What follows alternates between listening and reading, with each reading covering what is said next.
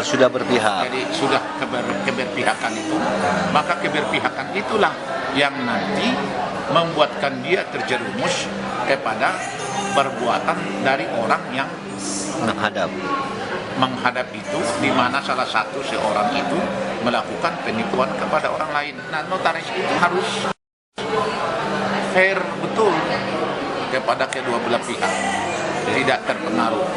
Tetapi apa yang dijanjikan oleh mereka berdua itu yang dituliskan, Tuangkan lah ya. nah, itulah dituangkan kepada akte notaris itu. Jadi kalau tidak diwujudkan apa yang diinginkan, bahkan keinginan mereka tidak terlaksana. Jadi harus mendengarkan apa yang diinginkan oleh Kedua belah pihak. Tetapi ya di situ kewaspadaannya. Apakah seseorang itu akan mendapatkan kerugian di belakang hari?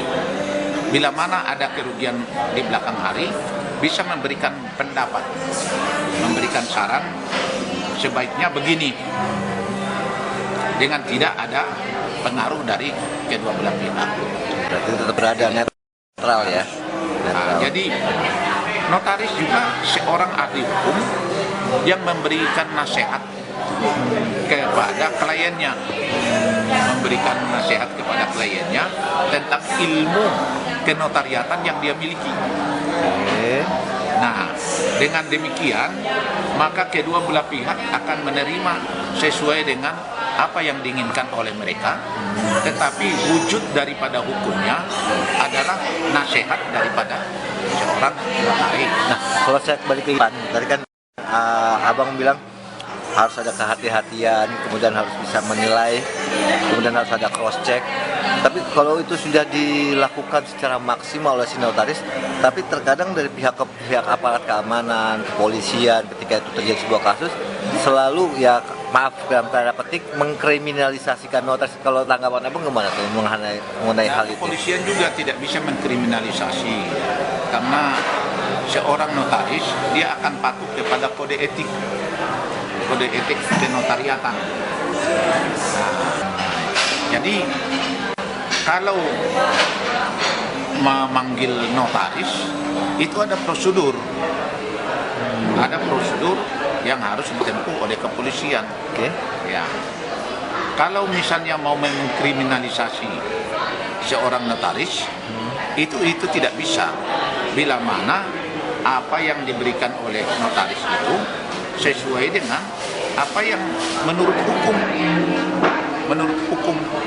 Jadi kalau misalnya itu niat dari seseorang untuk pembenaran dirinya, tetapi didahului dengan kejahatan, niat jahatnya ada, niat tipunya ada, ya, niat tipunya ada, maka notaris juga itu akan mencium, harus peka ya. Dia akan memberikan nasihat. Nah, inilah kehati-hatian daripada notaris, karena setiap saat bahwa seorang notaris akan selalu terancam dengan gugatan ataupun laporan, baik itu perdata maupun pidana. Berarti harus peka ya. Nah, tidak semua orang bisa jadi notaris. Tidak semua orang jadi bisa notaris. Harus mempunyai suatu kredibilitas, satu esprit de corps yang tinggi, dan kemampuan dia dalam hukum, dan kemampuan dia untuk membuatkan akte notaris yang sebenarnya. Walaupun dia lulusan majelis tes kenotariatan? Belum tentu. Walaupun dia lulus MKN notariat, itu belum tentu. Justru itu harus dibuatkan seleksi oleh BPN, oleh Kemenkumham, oleh Menkumham. Harusnya itu ada seleksi dari misalnya psikotes, harus ada psikotesnya. Jadi benar-benar disaring gitu ya? Harus betul-betul disaring, jangan karena lulus dia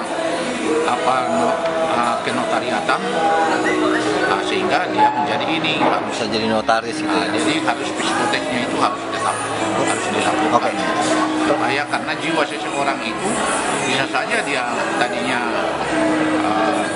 sudah ada timbul niat untuk melakukan tindak kejahatan. mempengaruhi orang lain yang dapat mengakibatkan suatu tindakan hukum kepada dia. Nah, jadi setiap notaris harus waspada terhadap apa yang dia lakukan, apa yang dia perbuat, yaitu dia benar-benar tidak berpihak kepada salah seorang. Nah, satu lagi Prof, jadi Prof nih, satu lagi Dok, kalau memang mau tidak mau kan jadi saksi, ya kan?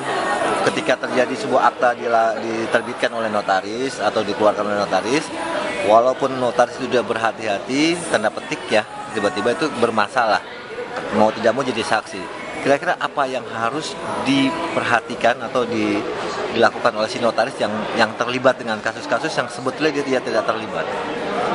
Kan banyak notaris yang terlibat pidana.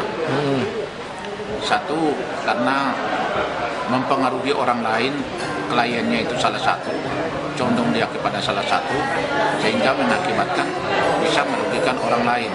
Yang ketiga, Ya, yang kedua, bahwa seorang notaris dapat saja dipidana bila mana dia melakukan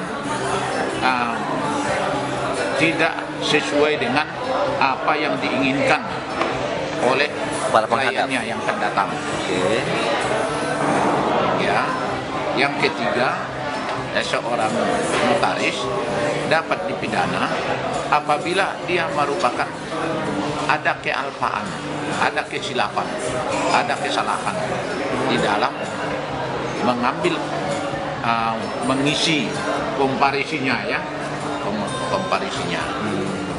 Nah, jadi kalau demikian, supaya jangan menjadi tergugat di perdata menjadi terpidana, maka dia harus hati-hati di dalam menerima orang yang datang mengaku untuk melakukan perjanjian, dan sejatinya sebaiknya memang keinginan mereka berdua diwujudkan dulu di dalam tertulis.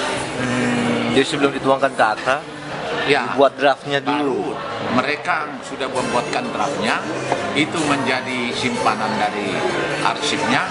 Nah, itu yang diwujudkan di dalam akta perjanjiannya itu.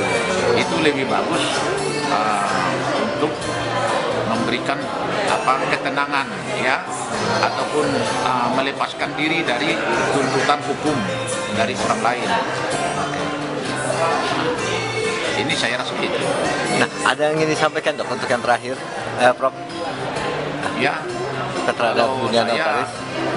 sampaikan bahwa supaya notaris itu jangan sampai terlibat kepada gugatan perdata ataupun menjadi pelaku kriminal karena melanggar undang-undang tindak pidana, maka harus waspada dan hati-hati, dan jangan terlalu percaya kepada staf, apalagi mau bersekongkol dengan penghadap ya. bersekongkol ataupun menerima apa yang diajukan oleh seseorang, berkonspirasi yang di kemudian hari akan terbuka apabila ada seorang yang dirugikan dengan adanya perjanjian itu.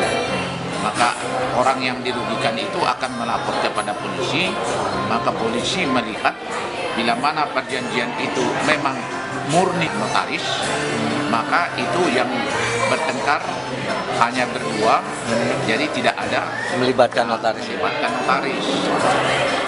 Gitu. Oh,